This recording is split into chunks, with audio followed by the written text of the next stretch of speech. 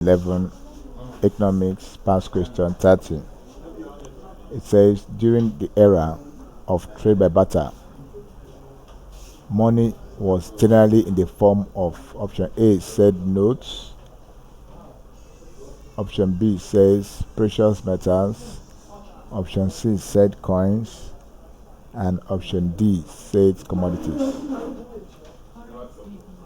Trade by barter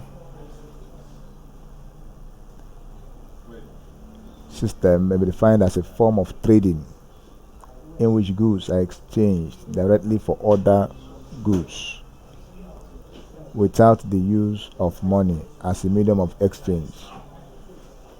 So thus commodities used as money medium of exchange, and so option D is the correct answer. So during the era of barter, money was generally in the form of commodities. Thank you, and please subscribe for more past questions.